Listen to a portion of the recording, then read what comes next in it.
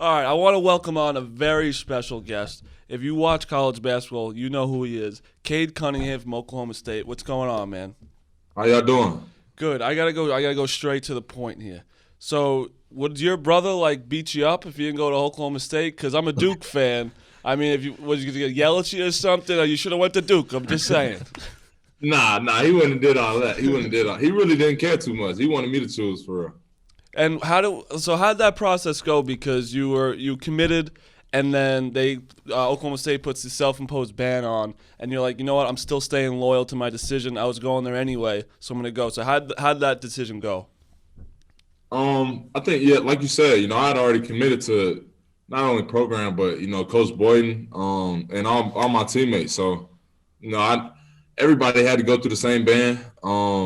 But I'd already built good relationships with all the team and things like that. So I felt like there was no point for me to leave. And now, Cade, of course, now it's kind of still up in the air whether or not you guys are eligible for the NCAA tournament. So if you are fortunate enough to be selected and you get past the NCAA side of things, what would it feel like? What are you anticipating an NCAA tournament atmosphere to be like, especially this year when it's a year unlike any other? I mean, everybody grows up dreaming of that. So, especially after kind of having a feeling of not being able to make it in, if we do get the opportunity to get in there, that would just be a dream come true, honestly. I had two questions about your high school experience. Kevin Boyle was a St. Pat's guy up here. I know he was unbelievable at Monteverdi. You always just say random people that way. I know he knows. Yeah, Kevin Boyle's respected. What was the biggest thing you took from playing for Kevin Boyle at Monteverdi?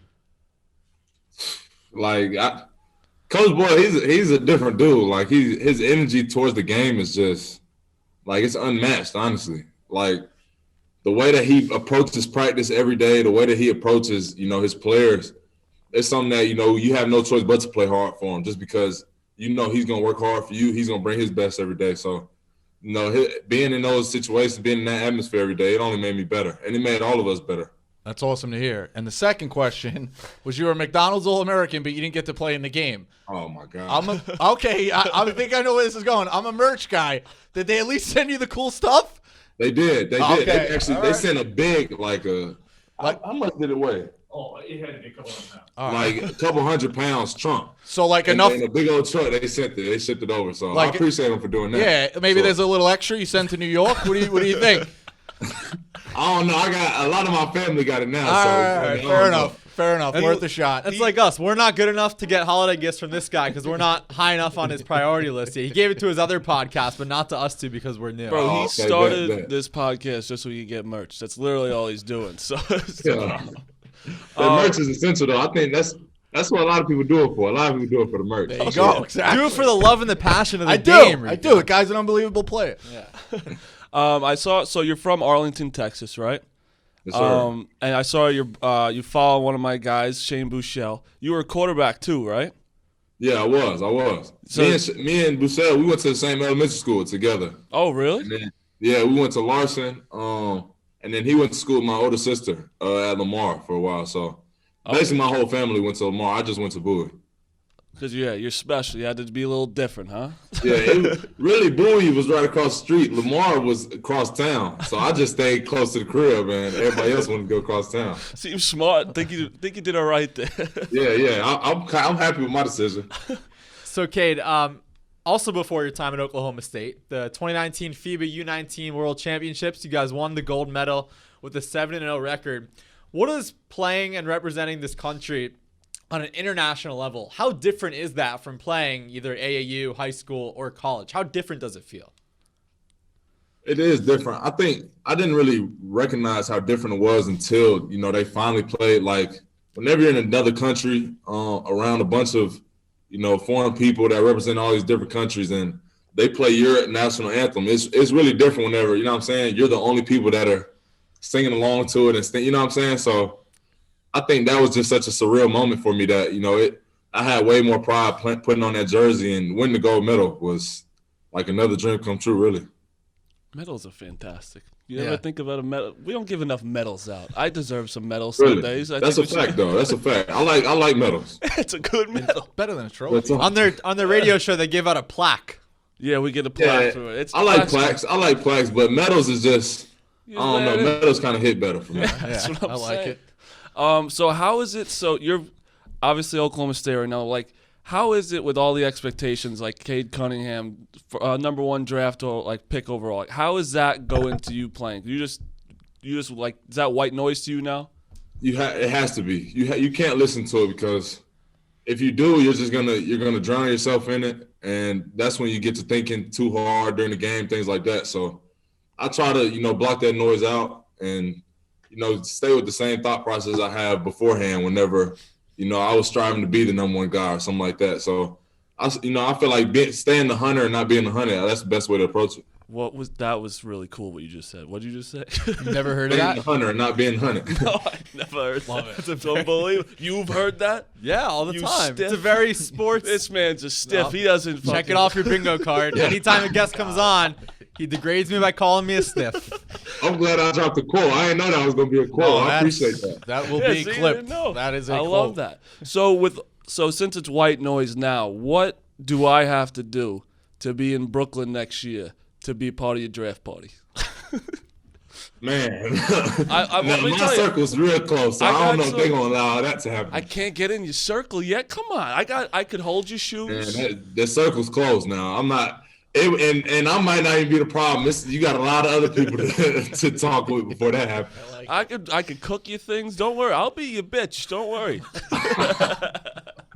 Man, I mean, I don't know. I'll put you in connect with my pops or something. Y'all All can right, talk it yeah. up. Let me talk to your dad. I can do that. That's actually great video content. We have him interview to see if he can pass the test. I like it. No, it's obviously working. You play on the court. They talked about it yesterday on the broadcast, and Marty talked about it as a quarterback.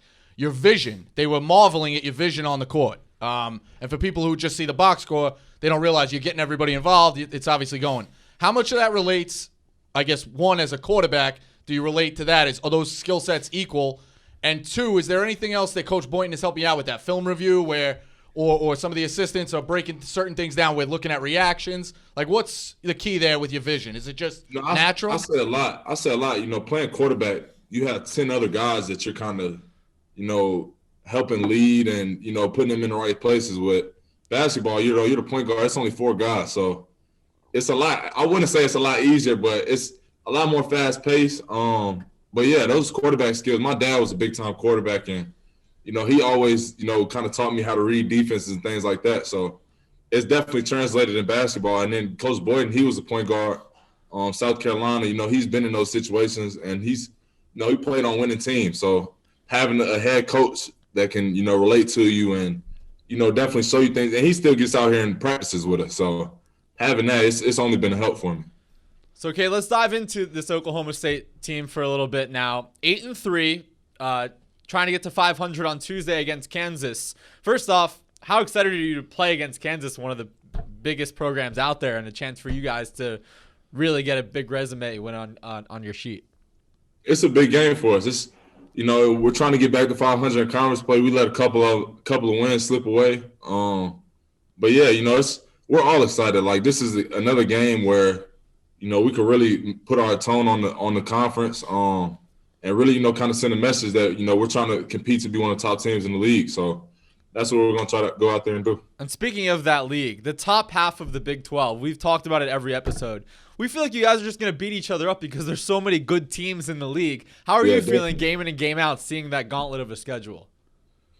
I mean, really, that was one of the reasons why I wanted to stay at Oklahoma State, why I wanted to stay in the Big 12, is just because there's so many great teams in the league, so much great competition that, it's only going to make you better. Like, you have no choice but to get better in this league as a team and individually. So, I feel like our team as a whole, I feel like, we've grown so much together throughout the first couple of conference games, and I think we're going to get a lot better as the season goes on. That Jayhawk is just way too big, by the way. Like, does that distract you on the court? Like, bro, it's a big logo. It's a big logo. I think fucking takes up the whole court.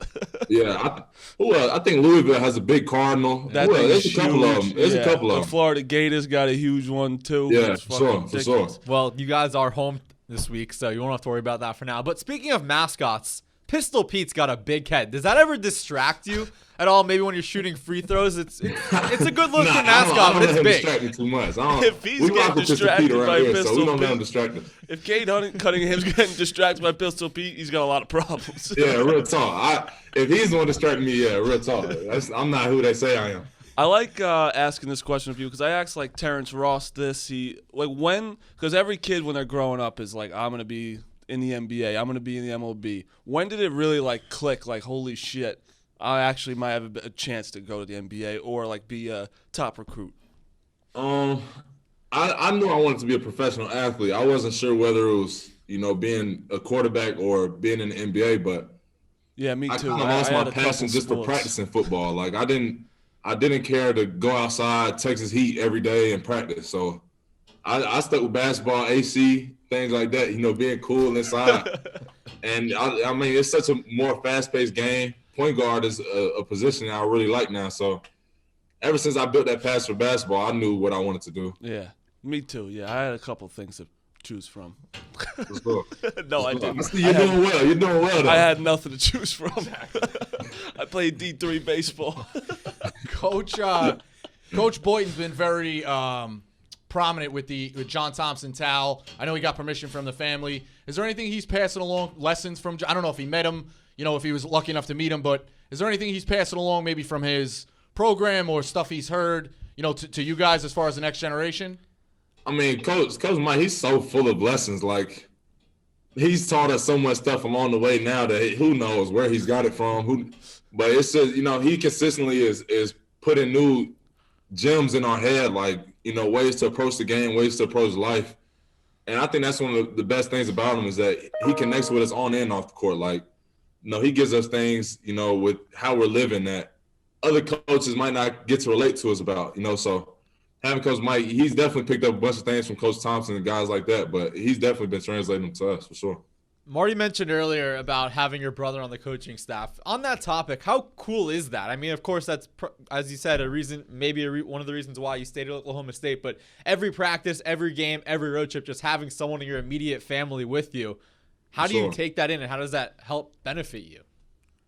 I mean, I don't know, like, what words to put in on how it benefits me, just because, like, he's been one of my coaches for, the past several years now. He's always been on the sideline in some form of fashion. So having him in college basketball with Big 12, this is the toughest schedule I've played in my life. So having him there on the sideline every game, every time he sees something that I might not be able to see on the court, having somebody that can immediately translate that to me.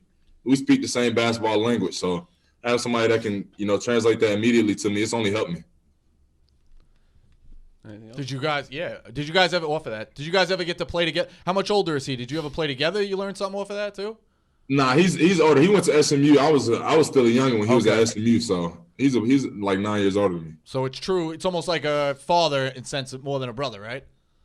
He's big, bro. I ain't gonna give him that much, homie. Well, he's wiser. That's all. I got you. Yeah, Pops is holding it down, though. Pops holds it down. He's not letting me say that. Yeah, that's the other interesting thing of it, right? So when you're a player and if you do lose a game, you blame it on the coaches. If the coaches lose, they blame it on the kids. Where's your dad in this? Who does he get to? Where's the pick there? I mean, he's gonna blame his two sons probably. He's not gonna put it on anybody else. He's gonna look at his two sons and see what happens. I love it. Were you always running the show in one-on-one, or could they beat you too? Oh, no, they didn't take anything easy on me. So it took me a while now. Like, that didn't come easy for sure. So I only ask this, it's nothing to do with basketball. I only ask this to the best players in the country. I asked Luka Garza this. I have a hypothetical for you. Would you rather go to jail for 10 years with your best friend and nothing will happen to you, you can't get injured, or would you go to the forest and the jungle and your best friend's a monkey that you could talk to for the rest of your life? Which one do you go to? For the rest of my life? Yep. And you get a care package with all food you want. I'm not going to let my bro just be a monkey for the rest of his life. So I'll sit and do my time in jail for sure. And we'll get up out of there. He'll still be all right. I'll do my time. I love that. All right. I got one final one. The joke around here, the guy Big Cat, I'm sure you've seen him through Barstool Sports. He's got a little son. The joke is I'm going to coach his team at the Peach Jam in like 18 years. I know you made it to a Peach Jam final. What are the tips? What's the key there? What do we got to do? You have to defend. A lot of AAU, there's a lot of, you know what I'm saying, just up and down, no defense. You have to defend if you want to win. And you got to have some players. Like, you got to have dudes that are going to make plays for you. So, well, if we had I'd say you should groom him into being that playmaker right now because you know he's going to be on the squad. We need a GM. Maybe we need a recruiter guy with a high college career and pro career down the road. Can you be a booster? What you trying to say then? Can you be a booster for the Rico Riders AAU program? Oh, so you need a booster. Yeah. I don't know. I'm trying to start my own team. Maybe we can have some joint thing going on. We can figure it out. I respect the competition. I will see you at the Peach Jam 2038. I'm trying to get in the Cunningham. I'll see you there. I'm trying to get in the Cunningham circle. You want a booster? We're fucking exhausting this guy, dude. It's all good though. It's all good. Respect it, Cade. Yeah, I appreciate you coming on, man. It's awesome. And good luck the rest of the year. I mean, you got a fucking huge future, so we're excited to watch you. Thanks for coming on, man. No, I appreciate y'all for having me. Really do appreciate it.